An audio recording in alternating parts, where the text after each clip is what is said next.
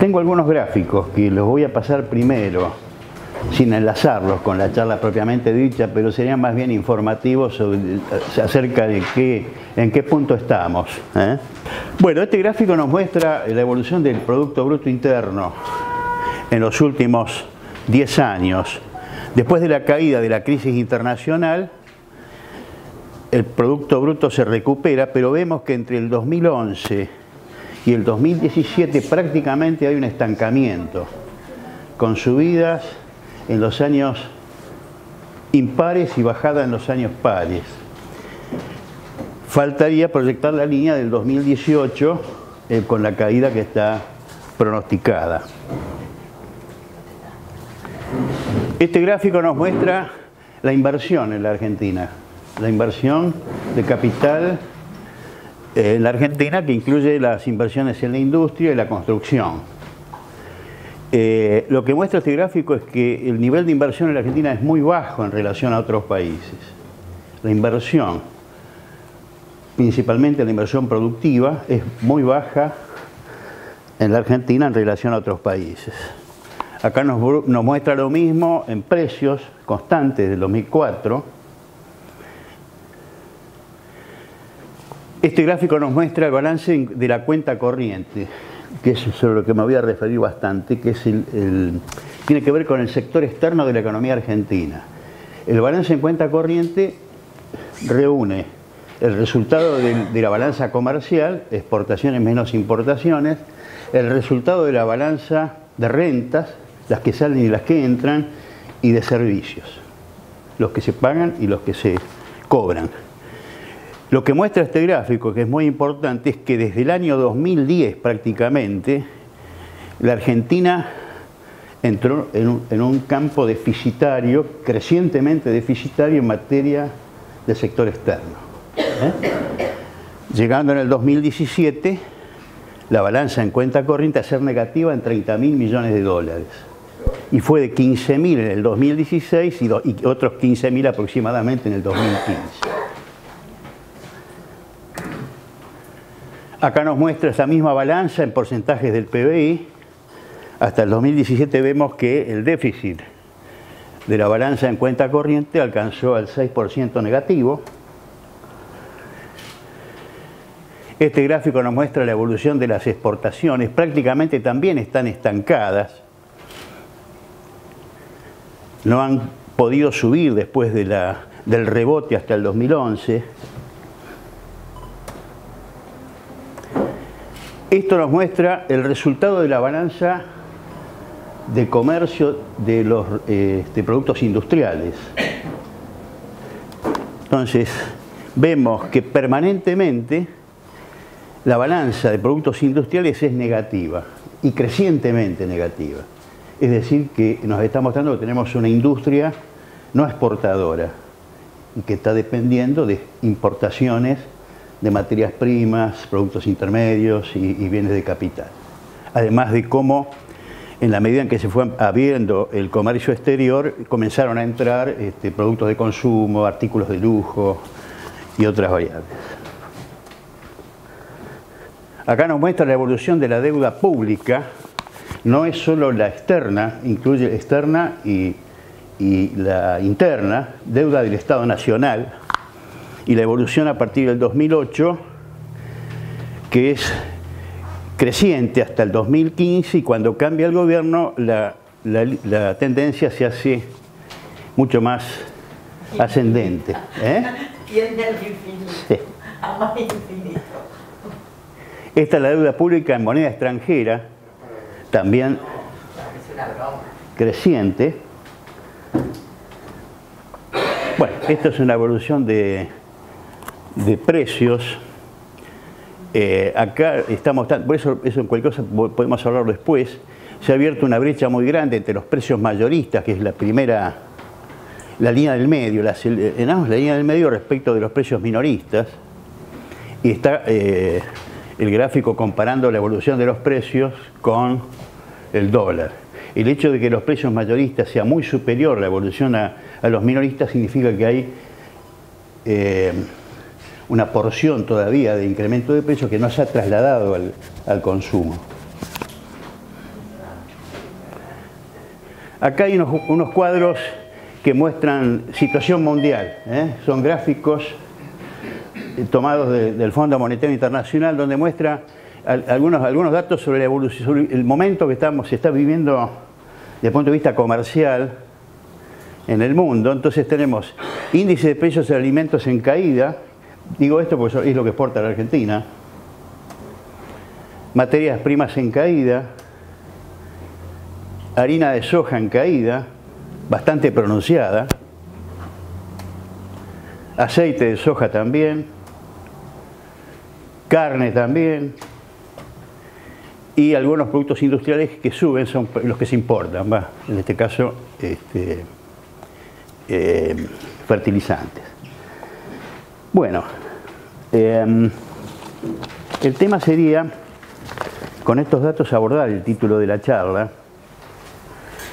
sobre el cual está difundida la idea, principalmente por los economistas de la corriente principal y por el propio presidente Macri, quien ha sostenido que no podemos vivir más allá de nuestros recursos, que el problema de la crisis está centrado en el déficit del Estado. Y es lo que sostienen muchos economistas, que en los últimos 70 años todas las crisis en realidad se han derivado de este factor. Esta opinión puede discutirse, puede tener importancia desde el punto de vista de la estructura de los ingresos del Estado y del destino del gasto, pero en sí mismo el gasto público no pienso, en lo fundamental, no es causante de las crisis económicas en la Argentina. Hay una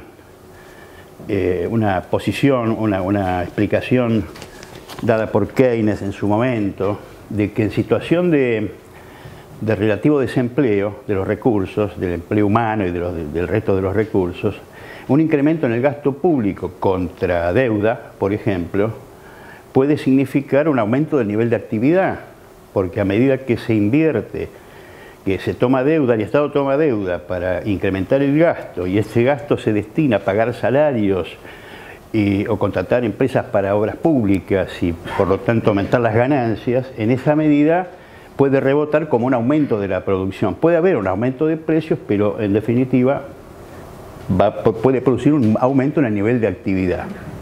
Quiere decir que no todo el gasto público de por sí es causante de crisis. Hay que ver las condiciones en las que cómo se desenvuelve este gasto.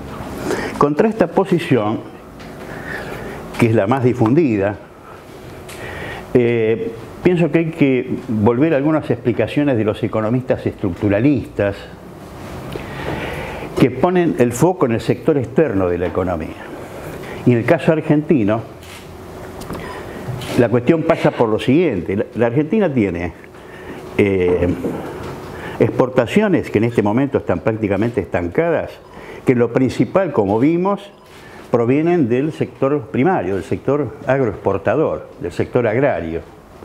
Y lo que va de la industria allá afuera menos que compensa porque entra mucho más de importaciones industriales que las exportaciones. Por lo tanto, tenemos un sector externo que está dependiendo del campo, de las exportaciones agrarias, que a su vez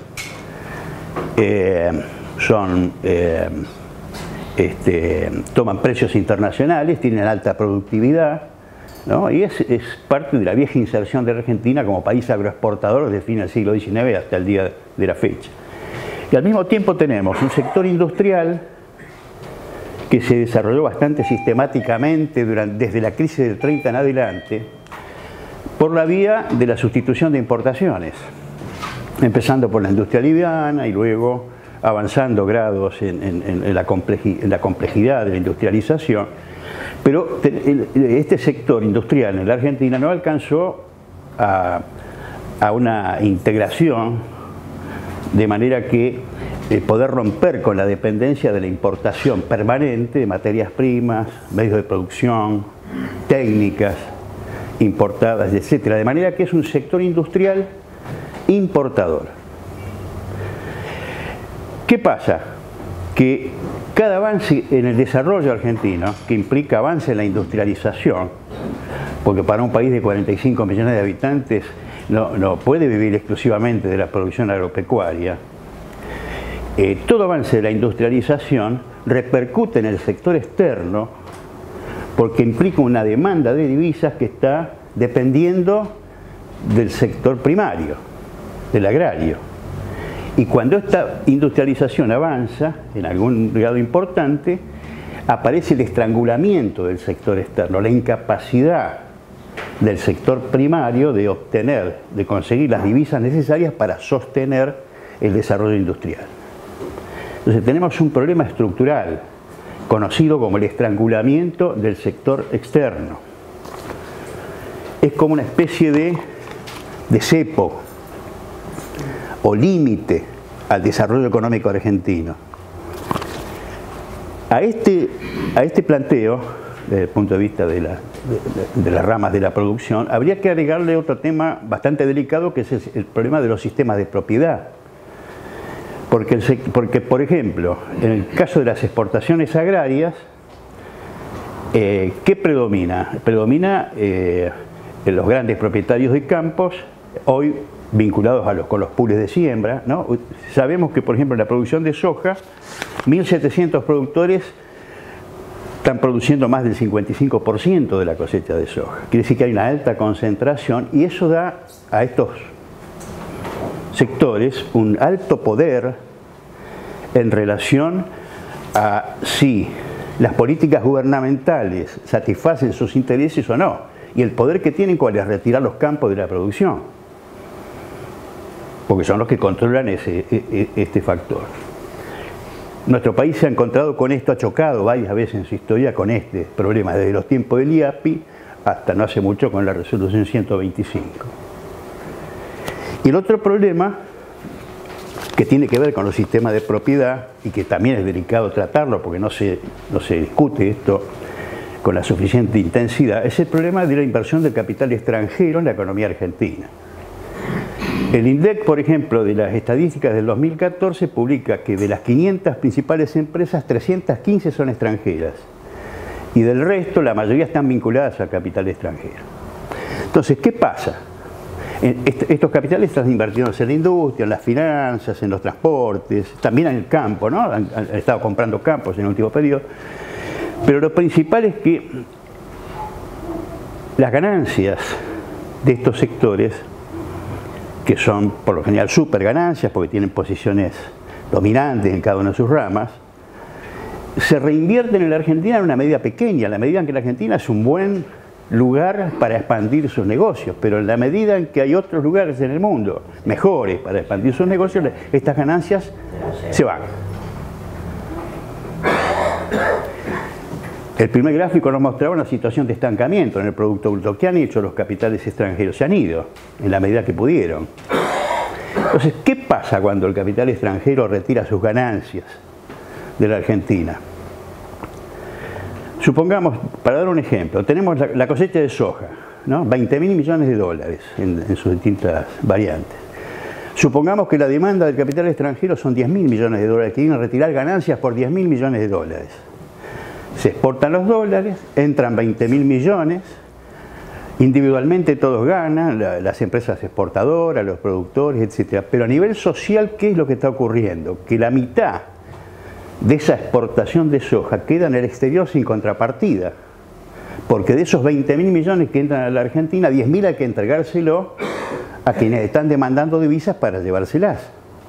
Por lo tanto, salen productos argentinos y no entra una contrapartida en medios de producción y en bienes que sirvan desde el punto de vista reproductivo, que permitan ampliar la inversión y el crecimiento de la economía nacional.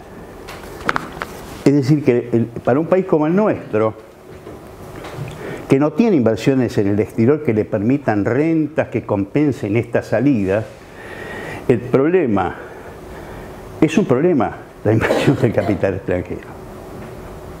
Por este motivo que estoy explicando, que exportamos bienes y una parte de esos bienes se quedan afuera, no entra nada a cambio, porque se quedan como divisas que van a otros países, ahí sí, en otros países a aumentar el empleo y la producción, pero no acá.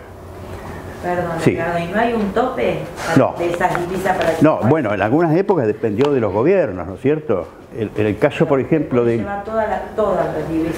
Bueno, hubo épocas en que se pusieron limitaciones. En este momento no hay ninguna limitación.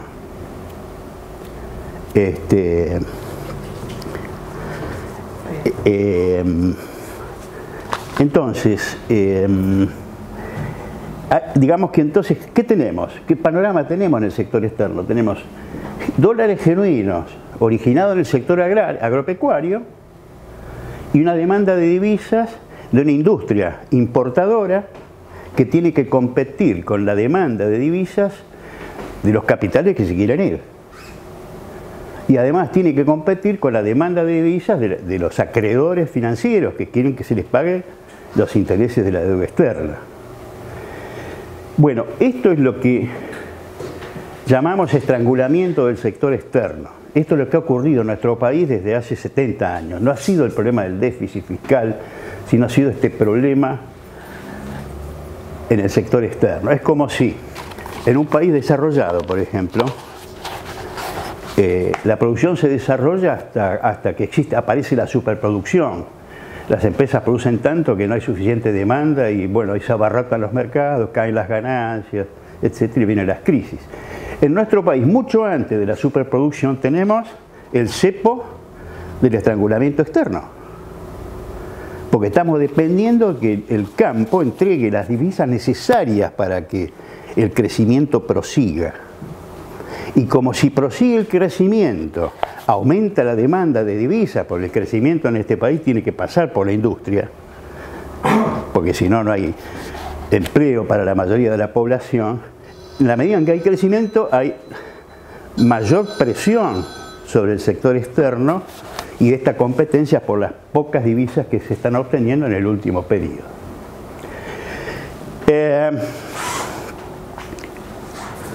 Este es el marco para analizar, me parece a mí, la crisis actual de la economía argentina.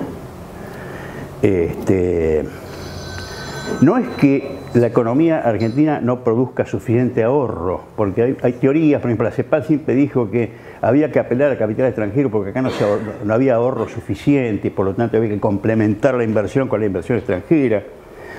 El problema es que hay ahorro, nada más que se va como inversión al exterior. Porque en la medida que hay ganancias, hay ahorro. Supongamos, los trabajadores no ahorran. No podemos decir, quien trabaja tiene una escasa capacidad. ¿Quién tiene capacidad de ahorro? Los empresarios, ¿no? Los que tienen medios de producción, capitales, etc. En la medida que estos envían una proporción importante sus ganancias al exterior, lo que sería el ahorro, que no se transforma en inversión acá, sino que se transforma en inversión en otro lado. Entonces, es como si se duplicase el problema de la estructura económica argentina. Es el mismo problema con dos aspectos. Un ahorro que no se invierte acá y una presión sobre el sector externo que periódicamente queda estrangulado y ahí es necesario pasar a una solución de ese problema, que por lo general, ¿cuál ha sido? Devaluación, recesión, desocupación y buscar por esa vía una solución al estrangulamiento. Esto ha pasado periódicamente cada 7, 8, 10 años en nuestro país. Pero en los últimos tiempos tuvimos la de, qué sé yo, la del 75 con Rodrigo, la del 83 en las finales de la dictadura, la del 89 con, bueno, el plan Primavera, en fin, el plan Bonex y finalmente la del 2001.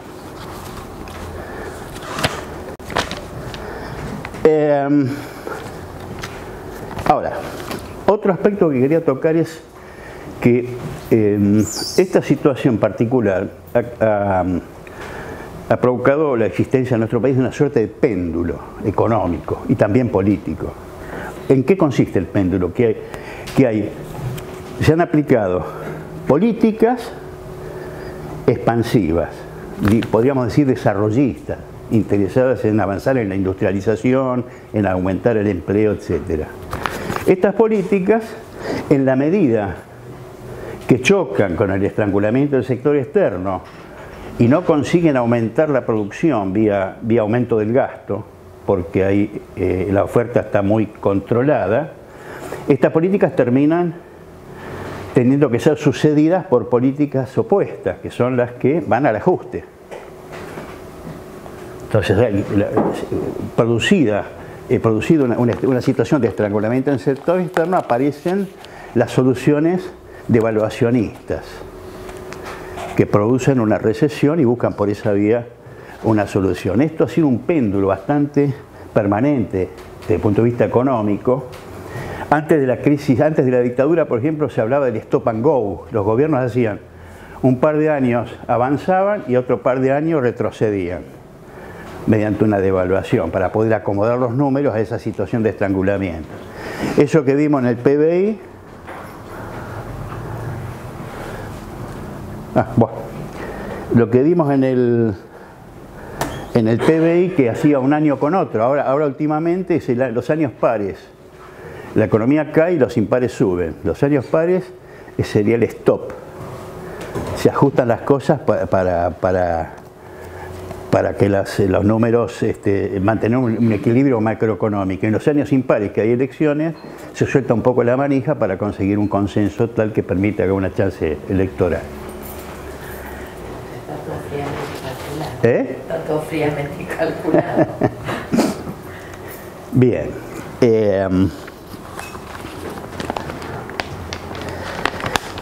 Bueno, pasemos al tema de la crisis actual, más en concreto. Y tiene que ver con los propósitos iniciales, con la política implementada por el gobierno de Macri desde el momento que asumió. Ahí se planteó la discusión si gradualismo o shock. En general, los economistas de la corriente principal, digamos, los que ocupan los cargos en los organismos financieros internacionales, dicen que ante una situación de estrangulamiento como la que existía al finalizar el gobierno de Cristina Fernández, y que se estaba dilatando y postergando con controles a las importaciones, con el famoso cepo, con cierta restricción a la remisión de ganancias, etcétera, pero que había incubado ya la crisis en el sector externo. La solución que estos recomendaron fue, siempre tienen dos tipos de soluciones: o ir a un shock recesivo que ajuste las cuentas, o ir directamente a un endeudamiento acumulativo que permita mantener el equilibrio macroeconómico mientras se busca una solución más a largo plazo. En el caso de Macri, del gobierno de Macri, buscó una cuestión intermedia, es decir, fue gradualismo desde el punto de vista fiscal, porque no fue de entrada un shock recesivo como el que haría falta en su momento desde el punto de vista de estos intereses, y combinó ese gradualismo fiscal con un shock cambiario, devaluación, disminución de las retenciones, y un shock monetario en el sentido de elevar la tasa de interés para atraer el capital. Combinó gradualismo con shock y sostuvo eso con un feroz endeudamiento para poder mantener ese equilibrio macroeconómico. Había que sostener el desfasaje en el sector externo con endeudamiento. Ahora,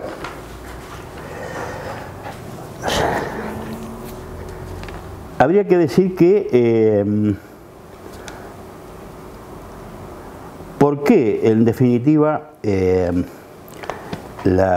este plan inicial fracasó? Por un lado, hubo factores externos. Todos estamos conociendo la que existe en desarrollo, una crisis, una guerra comercial que está dando pasos a partir del año que viene más importantes.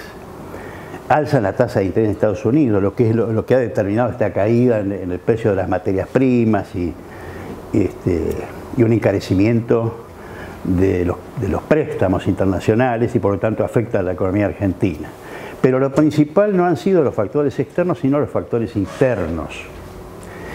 Y para eso hay que analizar un poquito las medidas que fue adoptando este gobierno. Medidas que tenían objetivos manifiestos, pero que en realidad buscaban otros objetivos. Entonces, al avanzar en esos otros objetivos, fue creando grandes desequilibrios macroeconómicos. Por ejemplo, se dijo que la devaluación inicial en diciembre de 2015 iba a permitir solucionar, o por lo menos avanzar en solucionar el problema del sector externo. Y en realidad esto no ocurrió porque el objetivo no fue ese en lo inmediato, sino que lo que se buscaba era, desde el punto de vista del plafón político, obtener un acuerdo con los grandes productores agropecuarios. Entonces, en ese momento de evaluación, lo que implicó duplicar o triplicar los ingresos de un exportador de soja y eliminación de las retenciones. Por el lado de las importaciones, apertura importadora para contrarrestar ese control que ejercía Moreno en forma arbitraria, que a uno le daba un permiso de importación y al otro no. Bueno, ahora se abrieron totalmente las importaciones. Y el objetivo era, se dijo, de esa manera contribuir a combatir la inflación y a aumentar la eficiencia en la industria nacional.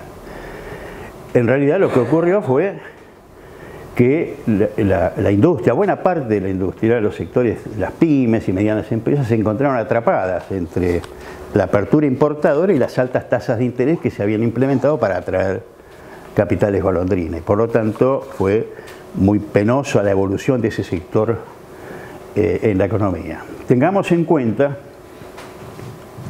que acá se ha planteado en este gobierno como objetivo de máxima, lo han dicho en muchos discursos, lo ha dicho Macri en muchos discursos, transformar a la Argentina en el supermercado del mundo.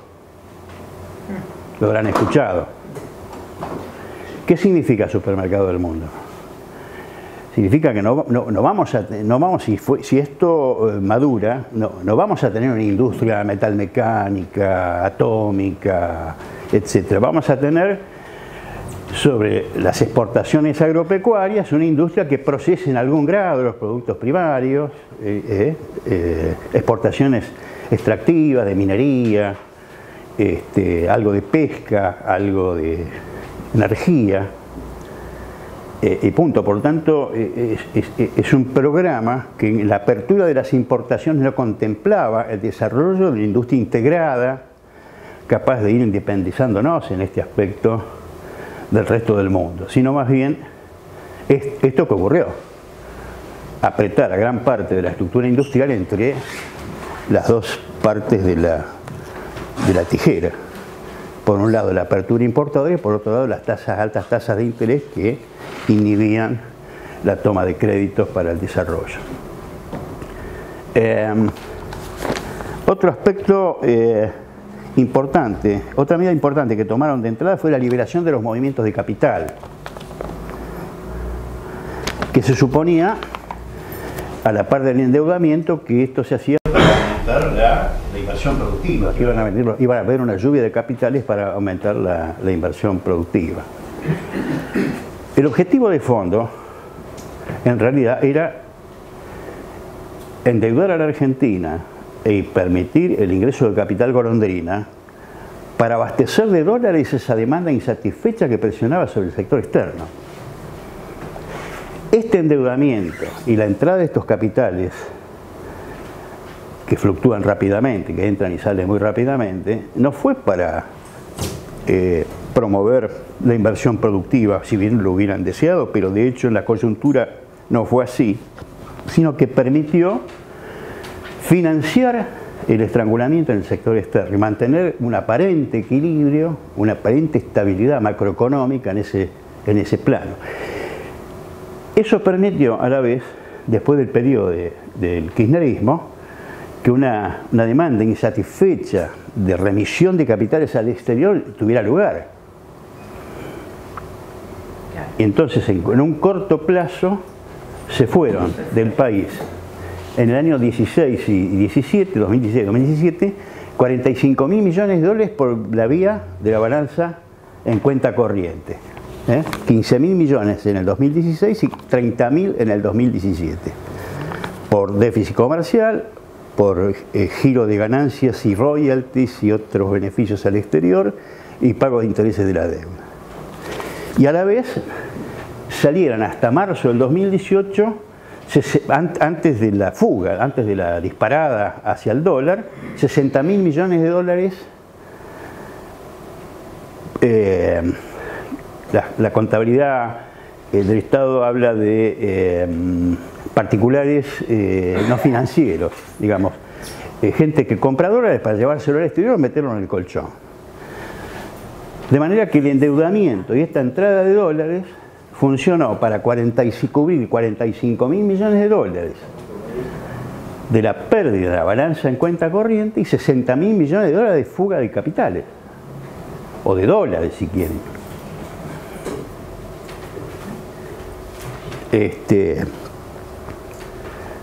Prácticamente vaciando las reservas del Banco Central. Ya eran muy bajas cuando se fue Cristina Fernández y después fueron subiendo, pero si uno analiza en todo momento las reservas netas, siempre estuvieron casi por debajo de lo de... Hoy, por ejemplo, hay 49.000 millones de dólares en las reservas, pero son casi todas prestadas. Integran las reservas del Banco Central los depósitos en dólares de los particulares en los bancos, más deuda a corto plazo de menos de un año, y las reservas netas disponibles no superan 10.000 millones de dólares. Porque todo ese endeudamiento y esa entrada de capitales golondrina se disparó, se fue. Entonces, el tema es que lo que ha ocurrido este año es que la Argentina se encontró de pronto en una situación de default. ¿Qué pasó? El plan instrumentado desde el diciembre de 2015 al 2016 tenía un eje que era lo que se llama el estado de confianza. El gobierno se propuso restaurar el estado de confianza hacia el gobierno argentino, hacia la Argentina, de manera que los capitales internacionales pudiesen libremente entrar y salir como lo hacen en cualquier país desarrollado. Ahora, el estado de confianza, el estado de confianza significa que pone el manejo de la economía a disposición de la libertad de mercados. Y los mercados son controlados por los que tienen posiciones dominantes en esos mercados. Por lo tanto, decir que se quiere restaurar el estado de confianza significa, de forma indirecta, poner la política gubernamental bajo control de esos líderes de la industria y las finanzas. Porque si yo tomo una medida, adopto una medida que contradice los intereses de estos sectores, cuya confianza permite mantener un equilibrio macroeconómico, y si yo tomo una medida que contradice a estos sectores, se destruye la confianza, estos sectores reducen la inversión, disminuyen la producción, aumenta el desempleo y la fuga de capitales. Por lo tanto, el gobierno, en la medida en que queda atrapado en ese esquema de el estado de confianza, ha quedado en forma indirecta subordinado a las decisiones de los grandes líderes de la industria y las finanzas que manejan los grandes negocios. A partir de ahora, cuando viene el default inminente y se va a recurrir al Fondo Monetario Internacional, ese control, en lugar de ser indirecto, pasa a ser directo. Ahora el Fondo Monetario Internacional financia en lo inmediato al gobierno argentino para evitar que caiga en default, pero establece un control directo, ya no simplemente el indirecto basado en el estado de confianza y la confianza de estos economistas de que los mercados arreglan todo, que la libertad de mercados arregla todo.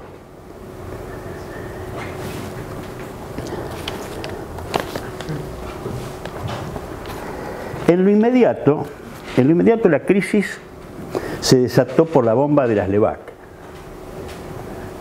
La crisis se desató, por eso decimos default, porque se implementó un mecanismo de alza de la tasa de interés y de absorción monetaria. El Banco Central, vía la emisión de este bono, LEVAC, absorbía la cantidad de dinero que emitía para comprar esos dólares del endeudamiento y para sostener las finanzas del gobierno. Entonces el Banco Central emitía para esos fines, y para evitar que esa cantidad de dinero, decían ellos, fuese a generar inflación, crearon este instrumento de absorción de ese dinero, que por un lado emitían y por otro lado absorbían pagando una tasa de interés muy alta, que fue lo que ocurrió con las LEBAC, que fueron creciendo hasta llegar a 1.400.000 millones de pesos, con un déficit cuasi fiscal enorme en materia de intereses. Y el Banco Central quedó prácticamente desfondado. Esto, sumado al estrangulamiento del sector externo, generó esta situación de prácticamente default, que de golpe espantó a Macri y de un día para otro al Fondo Monetario Internacional a pedir socorro. Sabemos que el endeudamiento vía LEBAC no era para eliminar, no era esa absorción monetaria, no tenía como fin reducir la inflación. Aparte no es por esa vía monetaria como se reduce la inflación, sino que el sentido principal era alta tasa de interés en las LEBAC para atraer fondos del exterior. Claro, para que vinieran. Esa era la principal función. De hecho, la inflación, por ejemplo, en el 2016 fue del 41%, en el 2017 del 25%, creo, si no mal lo recuerdo, y este año vamos entre el 45 y el 50%, así que acá nadie se preocupó por la inflación. Si bien se dijo que vía esta absorción monetaria se combatía desde el punto de vista monetario contra el alza de los precios. Cuando en realidad la inflación no puede atenderse solo desde el punto de vista monetario, porque la inflación hay que tener en cuenta los dos lados del mercado. Volviendo al tema de la emisión monetaria, del gasto público, del déficit del Estado, el déficit del Estado puede ser inflacionario si al emitir dinero, por ejemplo, para pagar sueldos, ese dinero aumenta la demanda agregada y va a comprar, y la oferta no aumenta la producción en lo suficiente como para atender ese incremento en la demanda, y por lo tanto aumentan los precios. Entonces,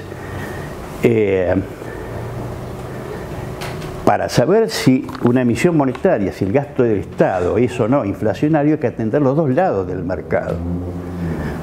Puede haber emisión monetaria o incremento del déficit estatal vía préstamos que no sea inflacionario, en la medida en que del lado de la oferta a ese aumento en la demanda se responde con un aumento en la producción.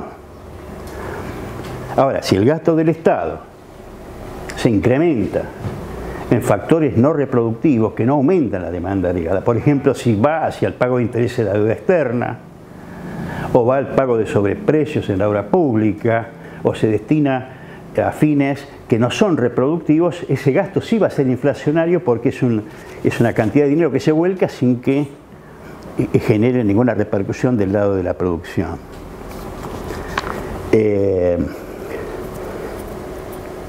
Entonces, la crisis en lo inmediato se desata por este lado, hasta que finalmente llegamos al plan del último periodo, este plan que se lo llama doble cero, el mini plan del doble cero, ¿no? Este plan que se lanzó en acuerdo con el Fondo Monetario, basado en cero déficit fiscal y cero emisión monetaria. A la vez se planteó para la cotización del dólar una banda entre 34 y 42 pesos que se ajusta todos los meses en un 3%, y se elevó la tasa de interés para seguir absorbiendo fondos y crear una nueva bicicleta a una tasa que está en lo inmediato en un 75% aproximadamente, que es el caso de este bono que se ha emitido, que compran los bancos, se llama el LELIQ, que es un bono que se extiende a 7 días, y por lo tanto al anualizarlo la tasa real es del 105%, del 70 y pico para el plazo a 7 días, pero si yo capitalizo los intereses cada 7 días, la tasa de interés es del 105%. Por lo tanto es una tasa fenomenal que está paralizando la economía, las empresas pequeñas y medianas, y está creando un déficit cuasi fiscal impagable. porque pagar los intereses de la deuda emitida por el Banco Central en este momento representa 1.400 millones de pesos diarios a esa tasa.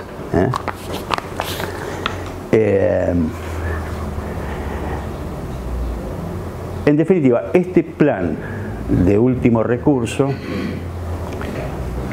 lo que ha buscado es evitar el default en lo inmediato y tratar de ganar tiempo para ver si se encuentra un camino que permita salir de la debacle. A la vez, déficit cero, es imposible el déficit cero. ¿Por qué es imposible? Acaban de aprobar la semi-aprobación del presupuesto 2018-19 con déficit cero desde el punto de vista del gasto público, ajustando partidas de todo tipo, de inversión, sociales, etc. Salud, educación. Pero aumenta el pago de intereses de la deuda y el déficit cuasi-fiscal del Banco Central. Y ese déficit, hay un comentario de un economista que me parece muy inteligente, que se llama Walter Graciano, que sostiene lo siguiente. Es una publicación del 21 de octubre. Dice, es necesario tener en cuenta que las tasas de interés en pesos y en dólares representan un gran déficit fiscal. La deuda por intereses que hay que afrontar es enorme. El déficit financiero del Estado nacional equivale al 3,3% del PBI y el cuasi fiscal del Banco Central es del 6,3% del PBI. Si sumamos los dos déficits, estamos en un déficit fiscal del 9,6% del PBI. Entonces, este economista dice, por lo que el esfuerzo de reducir el déficit operativo al 0% de poco y nada sirve y casi no importa, dice él.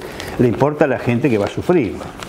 Pero desde el punto de vista macroeconómico, reducir a cero el gasto mientras estoy inflando el gasto vía intereses en un 9,6% del PBI, es prácticamente insostenible.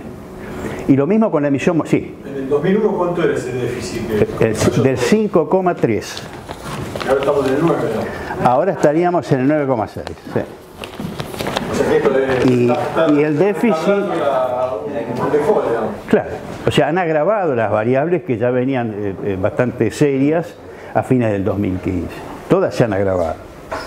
Y desde el punto de vista de la cero emisión, uno diría, si yo estoy pagando el 105% anual sobre los títulos que emite el Banco Central, algunos dicen, están pagando papeles con más papeles. Es decir, los bancos, estos títulos los compran los bancos. El Banco Central le da, los bancos lo compran con plazos fijos de los ahorristas.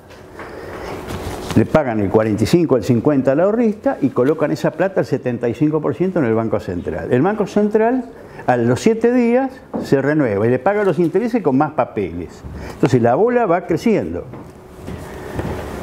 En algún momento hay que pagarla. Es decir, yo también emito papeles sobre papeles, pero en algún momento va a tener que aparecer el dinero. Sea porque los ahorristas empiecen a asustarse y quienes tengan plazos fijos vean que esto va mal y empiecen a retirar los plazos fijos para llevárselos al dólar, o los mismos bancos empiecen a reducir la colocación en títulos del gobierno. Por lo tanto, emisión cero a estos niveles de déficit financiero es imposible. No se puede. La influencia de esa tasa de interés en los cambios de cheque. Bueno, eso es tremendo para la pequeña y mediana producción. Claro. Así es. Ni la usura más eso en su momento. Exactamente. Lo mismo que la inflación afecta no solo a todos los sectores de asalariados y jubilados, sino también a los pequeños y medianos empresarios, comerciantes, industriales, que no tienen posición dominante como para trasladar los aumentos inflacionarios de lo que compran a los precios inmediatos. En muchos casos tienen no solo que sufrir esa tasa de interés, sino que además no pueden trasladar a los precios los incrementos que le mandan las grandes empresas, de la alimentación o de lo que fuere. Quita competitividad también, porque al no poder, el más chiquito no puede financiar, porque no tiene forma de financiarse. Exactamente. Pero en el supermercado del mundo, ¿cuál sería el lugar del chiquito? Por eso habría que ver y discutir un poco cuáles son los proyectos acá que se juegan. Iba a preguntar, Es la eterna ¿qué se discusión dice? del agroexportador, ¿no? Claro, claro. ¿Por qué un país agroexportador? Claro. No No alcanza. Ya lo vivimos. Pero no lo único. Lo vivimos hasta la década del 30 como tal cosa y después la Argentina no pudo solucionar ese problema. La dependencia de las exportaciones agropecuarias. No lo pudo solucionar por este tipo de desarrollo industrial que tuvimos. Tienen que ver los sistemas de propiedad. Hubo países que pudieron integrar en el último, con la llamada globalización, esas cadenas internacionales de suministro que arrancan en Taiwán, en China, en Corea, en Malasia y terminan en el Silicon Valley. Y han podido de esa manera integrarse en cadenas de producción de manufacturas. En el caso nuestro no estamos insertos en ese tipo de... No, pues la mano de obra en las otras es... Claro, pudieron hacerlo sobre la base de la mano de obra del dólar por día. Claro. Y estamos insertos en ese tipo de cadenas en los eslabones iniciales del sector agropecuario sería, ¿no? Pero no le abre a la Argentina campos de desarrollo inmediatos, salvo las expectativas que tiene el gobierno en Vaca Muerta con desarrollo energético, que puede tener sus frutos, pero a su vez esos frutos de materia de producción de gas y petróleo van a estar contrapesados con las ganancias extraordinarias de las empresas que están trabajando allí, que van a buscar la vía. ¿Qué parte ya fue privatizada, digamos? Claro. Se la van a llevar todas. Exactamente. Bueno, y el problema entonces es si el curso de los acontecimientos con este plan doble cero tiende a resolver el estrangulamiento del sector externo. Entiendo que no lo va a resolver. No lo va a resolver. Porque si bien en lo inmediato, ya por ejemplo este mes hubo un pequeño superávit comercial, porque las exportaciones avanzaron poco, porque las devaluaciones ejercen un efecto sobre las exportaciones, pero no inmediato, porque hay que esperar la cosecha siguiente, entonces el efecto es más bien inmediato. Pero la tremenda devaluación afectó las importaciones, que cayeron drásticamente, entonces ha habido un pequeño superávit comercial. También cayó el turismo al exterior. A su vez están creciendo las remisiones de ganancias y los pagos de intereses, que es lo que muestra el presupuesto 2019. Por lo tanto, el saldo definitivo no es muy promisorio. Por otro lado, está dependiendo mucho del avance de la recesión. Algunos economistas hablan de depreflación. Antes se decía estanflación, estancamiento con inflación, que era los últimos años del gobierno de los Kirchner, ¿no? Estábamos ahí en una situación de estancamiento con inflación y ahora se están hablando algunos de depresión con inflación. El tema es qué va a pasar con los sectores sindicales, asalariados, etcétera. Es decir, no va a demorar mucho la presión y las exigencias para recomponer en algún grado niveles de ingreso. No se conseguirá todo, pero algo se va a conseguir. Por lo tanto, ya el planteo inicial no va a dar el resultado buscado. Es decir, va a haber se va a alcanzar algún grado de adecuación de los ingresos a la nueva situación. Por lo tanto, y al mismo tiempo la inflación sigue su curso. Ese gap, esa diferencia entre los precios mayoristas, que subieron un 16 y pico % contra un 6 en los minoristas, está esperando para subirse a los minoristas. Entonces hay toda una inflación inercial que se va a ir extendiendo a lo largo de este año y del que viene. El presupuesto habla, por ejemplo, proyecta una inflación, el presupuesto de Duhovne del 23% en el 2019, cuando este esté terminando en el 50% y ya arrastra un 20% para el año que viene. Por lo tanto, ese proceso inflacionario termina afectando la balanza en cuenta corriente. Porque los exportadores también resienten, los productores agropecuarios resienten el incremento de los costos, el incremento de los combustibles. Y en definitiva, digamos que si hay algún logro en materia de resolver en algún grado el estrangulamiento, es de muy corto plazo y no asegura. De hecho, la situación argentina es muy compleja. No va a ser una medidita así nomás la que va a resolver este problema. Es lo que yo pienso. Así que me parece que acá no se trata de una, dos o tres medidas, sino de pensar una situación muy de conjunto. Otra cuestión es el poco poder que ejerce el Estado sobre los servicios básicos en manos de empresas privadas, digamos, el aumento por más del subsidio. Sí, las concesiones que ha hecho, porque ha dolarizado los servicios públicos. Le ha otorgado precio dólar subsidiado a las gaseras. Las gaseras producen al 2,90, creo que es el precio de costo de la producción del millón de BTU, y el gobierno les asegura 7,50. Por eso, pero no es plata que le damos al Estado, sino a un privado, eso es lo grave, que favorece Sí. Bueno, esos son los beneficiados por esta política, ¿no?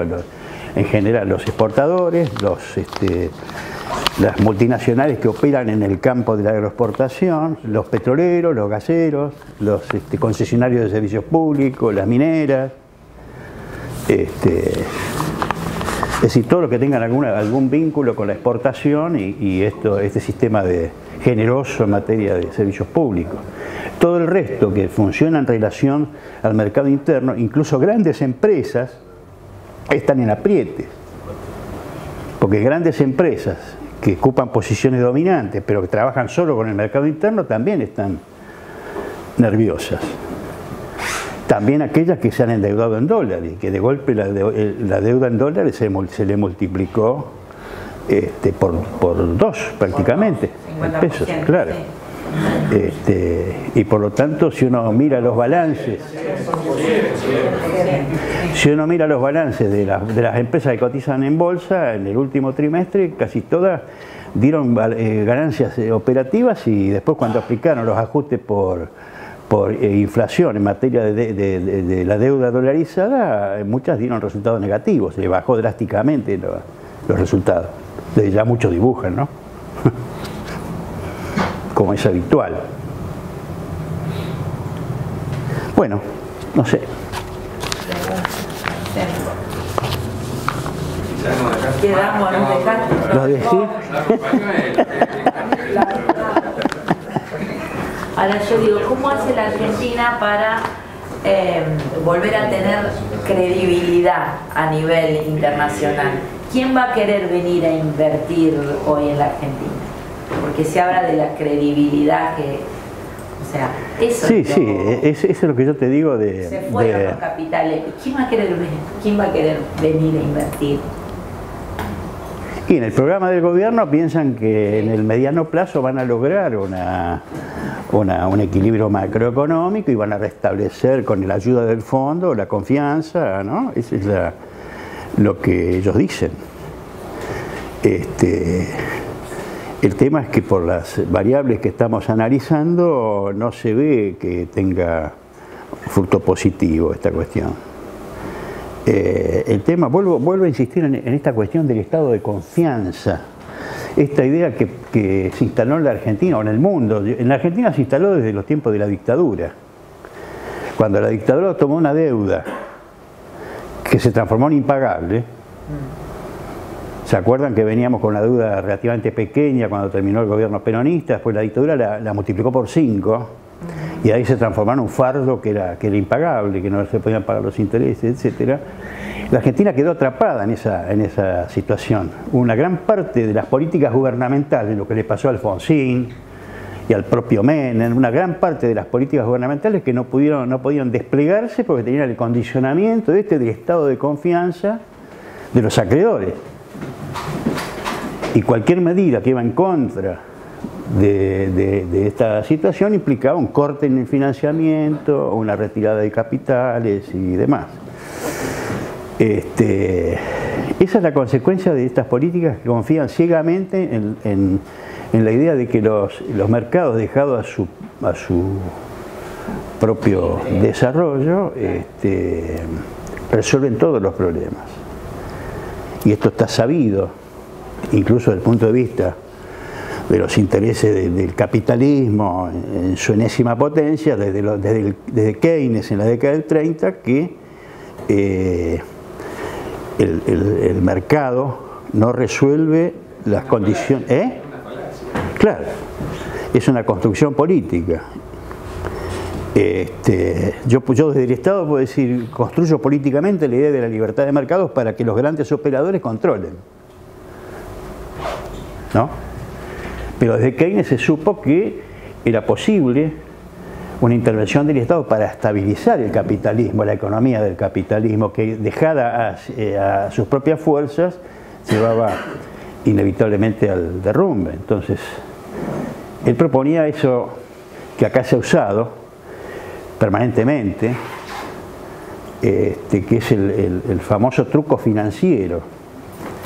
El truco financiero significa que si hay recursos ociosos, yo tomo préstamos.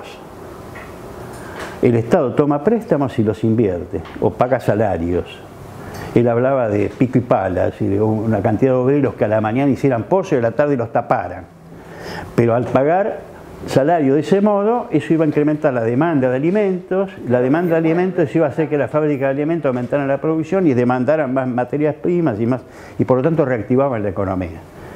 El truco financiero consistía en tomar esos fondos y una vez que ese gasto estatal, ese déficit estatal levanta el nivel de actividad de la economía, a través de los impuestos recaudar lo suficiente para cancelar los préstamos que se tomaron para levantar el nivel de actividad. Ese es el truco financiero keynesiano que funcionó siempre que hubo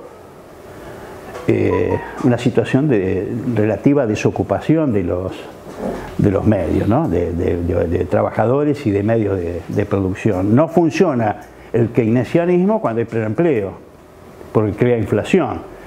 Si el Estado gasta, si hay déficit público y no hay equipos en las fábricas como para responder a esa demanda, eso crea inflación. Eso fue lo que intentó hacer Kirchner. Claro, claro. Lo que hizo. Lo que hizo. O sea, se alimentó la demanda agregada.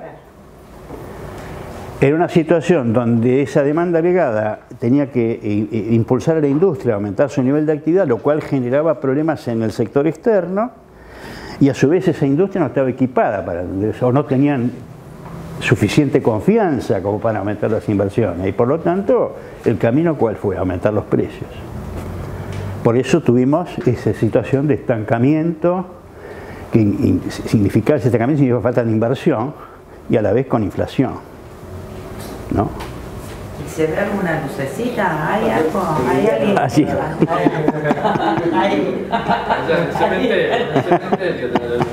Ricardo, si bien evidentemente no es una problemática individual, mucho menos una problemática colectiva y es quizás hasta vergonzoso un poco de situaciones individuales, ¿no? Pero creo que cada uno de nosotros, especialmente nosotros como institución, tenemos la preocupación de cuál es la actitud a tomar hoy con los respaldos mayores o menores que tengamos económicamente, ¿no? El colegio por un lado y individualmente cada uno de nosotros. Vos como economista o como asesor económico, ¿qué aconsejás hacer con Comprarle el IC, urgente. No podemos, porque eso está reservado a los bancos. A los particulares les dejaron plazo fijo u otra clase de bonos que también existen, ¿no? Pero todos en realidad son desconfiables estos bonos, porque no hay un destino muy claro de lo que va a ocurrir con este nivel de tasas y de crecimiento del déficit cuasi fiscal sin límite. Entonces no es muy claro que vaya a ocurrir desde el punto de vista monetario. Por ahora se ha recreado la bicicleta financiera. Hay fondos del exterior que han vuelto, porque el gobierno les ha asegurado que hasta diciembre la banda esa va a funcionar. Más de 42 compras, ¿no? Esa banda del dólar. Por menos de 34 compras, perdón, y más de 42 vende. Ajustando un 3% todos los días. O sea, con seguro se lo dan. Claro, entonces es como la tablita financiera de Martínez de Oz, no sé si se acuerdan. La tablita financiera. Perdón, ¿puede explicar lo de ese 3% que es aparte? No, el gobierno creó una banda de 34 mínima y 42 máxima. Y todos los días aumenta los dos topes de esa banda. Mueve los dos topes. Ahora, por ejemplo, la mínima está en 34,60, creo. Es decir, todos los días la mueve un poquito hasta un nivel del 3% mensual, hasta fin de año. Siempre para arriba. Por lo tanto, claro. Por lo tanto, le he asegurado que yo entro, entro los dólares, lo vendo a 37 y me aseguro que puedo salir en diciembre a 42 como máximo. Y busco, entonces analizo el diferencial. ¿Qué porcentaje hay entre 37 y 42? ¿Y cuánto es la tasa que me está pagando? El 105% anual. Entonces hay muchos que están eligiendo ese mecanismo pensando que la tienen segura y que el gobierno va a cumplir la promesa de mantener esa situación hasta diciembre. De todas maneras, lo que sí se ve es que hay un deslizamiento. Cada nueva oferta de títulos, cada nueva oferta de bonos, implica que se renueva parcialmente. Hay una parte que no se renueva, que se va a dólar.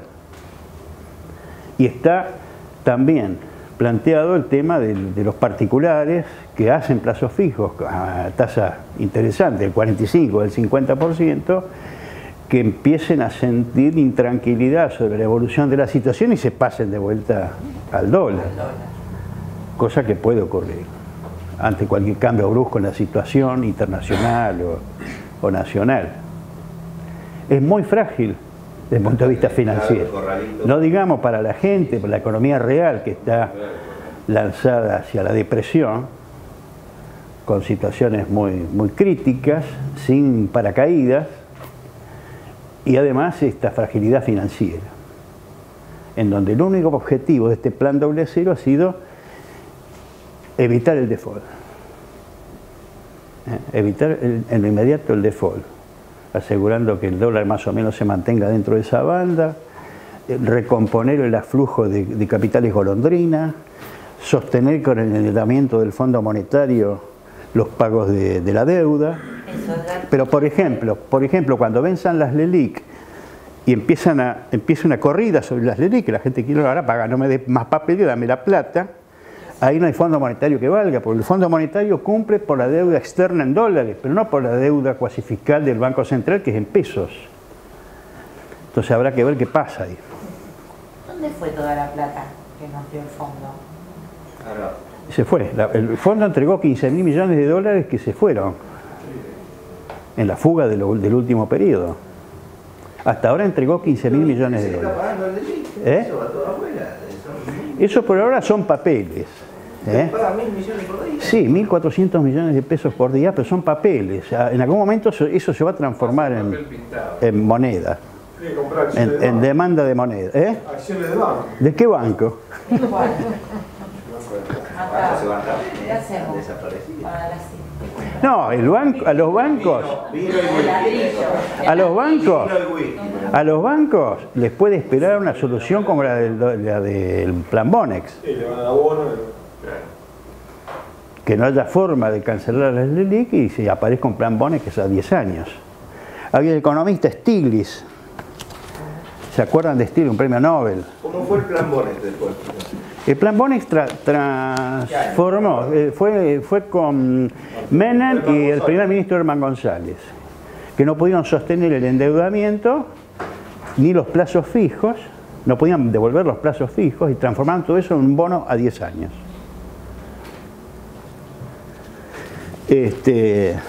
Decía que Stiglitz dijo lo siguiente: Argentina debería incluir una reestructuración de la deuda entre las medidas necesarias para salir de la crisis. De lo contrario, los costos que probablemente se impongan a través de la austeridad serán demasiado grandes. las medidas de autoridad que parece estar imponiendo Macri obviamente frenarán la economía e impondrán nuevamente un alto costo en la gente común. Al menos aplazar los pagos inmediatos. Pero sospecho, dada la magnitud de los errores económicos que se han cometido, que tendría que haber una quita de la deuda. Eso es lo que están hablando algunos economistas de nivel internacional, ¿no? Que Argentina no va a poder afrontar la deuda en los términos en que está planteada y que tiene que hablar de una quita, una... Yo viví en España. No viví en España, lamento por ustedes. Ahora, yo tengo la sensación de que es la cara evidente o a la vista de la urgencia. Ahora, a esa situación, las medidas que vos antes mencionabas, lo de haber eliminado las retenciones y otra serie de cuestiones, lo que está detrás, digamos, lo más de fondo, me parece que lo de modificar la distribución de la renta nacional, o sea, producir un cambio de la distribución. En la distribución de la riqueza que se produce en el país, ¿no? Porque, aparte bajar los costos laborales, todo, hay todo. Por eso, de las cosas que declaraba por Macri, su, digamos, perla más codiciada, me parece que es la reforma laboral. ¿Vale? Sí, que ha vuelto sobre eso. Se dice bajar el costo laboral. Sí, sí. Yo lo digo de otra manera, yo creo que él y los que lo acompañan o los que piensan como él, tienen grabado ese problema mucho tiempo la idea de que en realidad el problema de los argentinos es que vivimos demasiado bien. Claro. De que la mayoría de los argentinos venimos viviendo demasiado bien, cosa que no merecemos. Ahora, la bomba... Con un 100% del cambio te la hizo solo la reforma laboral.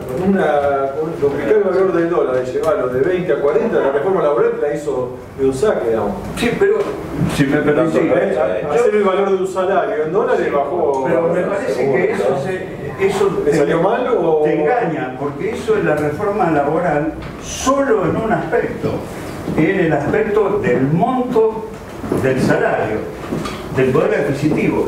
Pero cuando dicen reforma laboral, se refiere a eliminar el sistema de relaciones de producción establecido entre trabajadores. El tema de modelo brasileño de vacaciones, jornada, es decir, la ideal es que la relación entre un empleado y su empleador sea la misma que yo tengo con el verdulero de la esquina de casa. Él no está obligado a venderme si no quiere, yo no estoy obligado a comprarle, y arreglamos día a día y momento a momento. No hay... Sí, frente al verdulero yo no tengo ninguna protección. Sí, lo que vos decís es el objetivo de fondo, digamos, añorado por estos sectores es eliminar los sindicatos, toda la estructura sindical argentina que se ha construido desde las fábricas hacia arriba, Si en donde... Y colegios profesionales también. Claro, lógico. claro, ya intentaron con Caballo con la desregulación de los honorarios. Entre lo de la reforma previsional está el tema de incluir las cajas jubilatorias como la que tenemos nosotros dentro de lo que le llaman la armonización, o sea, meterla dentro de un sistema nacional que ahora te jubila con el 50% del poder adquisitivo que tenía cuando se jubila. O sea que los sindicatos y también las cajas y también los colegios profesionales. Ahora, sí, digamos que... El panorama a las elecciones del año que viene es una bomba de tiempo. No sé, eso. No se sabe, yo no sé. No, lo que digo es que en los, digamos que en los sectores, digamos que tienen lo principal de los recursos en sus manos en la Argentina, siempre está el viejo sueño de simplificar la economía argentina. Es una economía que después del 30, con la industrialización, los sindicatos, el peronismo, se fue complejizando demasiado. Es una economía ingobernable. Entonces yo quisiera simplificarla, dejarla con la industria que exporta, lo que decía antes, las exportaciones agropecuarias, la industria que procesa productos agropecuarios, que puede exportar, algo de la extracción de minerales, de la pesca, algo puede quedar de la petroquímica, las automotrices, en la medida que hay convenio con otros países puede ser, pero si no, afuera. Total, los que tienen plata importan, que es lo que ha pasado en las importaciones industriales, que bueno, han entrado autos de lujo. Es decir, hay un viejo proyecto que es simplificar la economía argentina. ¿No? Para unos pocos. Para unos pocos. Para unos pocos, y sí. El que entra en contradicción siempre con ese péndulo, con las políticas que dicen, no, hay que sostener la vida de 45 millones, no de 15. La comparación es con Chile, y Chile es la clase baja. Chile, lo que pasa es que Chile no tiene industria, prácticamente no tiene industria, es más simplificada, y Pinochet, que hizo un desastre, tuvo una virtud que fue mantener estatal la producción de cobre. La producción de cobre chilena está en manos de Codelco, que es una empresa del Estado. Por lo tanto, tienen un recurso para mantener las finanzas, para un recurso gubernamental de mucha importancia. Acá nosotros privatizamos todo. ¿Y Uruguay cómo hizo? ¿Cómo hace para mantener hoy su economía y ser el mejor de toda Latinoamérica? Eso como decía Mujica, que estamos embuchados, decía. Estamos embuchados de dólares, decía. Muy financiero. Como mi amigo uruguayo, no, está mucho mejor que está mejor, pero es muy financiero. No pueden salir ni a tomar la cerveza. No. Te digo que no. Está mejor que nosotros. La gente uruguaya. Están embuchados de dólares argentinos. Y sí. No se le decía la Suiza. Como decía Mujica. Vos una boutique te compran y te venden dólares en Uruguay. Está más dolarizada que no. Ahora, esto de, digamos, de no querer que existan los sindicatos, no sé, en un país serio, los sindicatos tienen su posición y son intocables. Yo viví en Italia, que creo que es uno de los países mejores del mundo, más allá de que ahora ellos dicen que están en crisis y no tienen ni idea de lo que es la crisis. O sea, y el sindicato es fuertísimo, ¿me entendés? Acá como un departamento. Pero eso es en Europa. Está 100 años, no en Estados Unidos ni en China. Me compré el hipotecario a 25 años, no pueden pagar. Tengo amigos míos que se fueron en la misma época que me fui yo, hoy ya son propietarios. Y ojo que mi amigo es zapatero, remendón de zapatos, no es profesional, y bueno, tiene su negocito y mantiene a su familia, a su hijo. O sea, es todo clase media Italia. Está el que tiene mucha guita y clase media. No está el pobre, no hay villa miseria como hay acá, No está el que limpia vidrio en la calle. Es un país de clase media Italia. Pero como ha tenido mucha mano de obra que se fue, porque viste, justamente la mano de obra tailandesa y vietnamita, Benetton, por ejemplo, no fabrica más en Italia, se fue a Vietnam, todo de Vietnam, pero te quiero decir que viven de la clase media que sostiene el país. Y acá en la clase media, ¿qué quieren? Que desaparezca y esté el pobre. Hay una aspiradora en Italia de la cual nosotros tenemos una parte importante acá. Su jefe, Cristino Ratazzi, se llama la FIR. Parte de la fuga claro, va a parar allá. O Roca, Techín. Claro. Macri, la mafia italiana. Que no es fascinante Impresillo, Sideco. Bueno. La verdad que interesantísimo. No, por favor.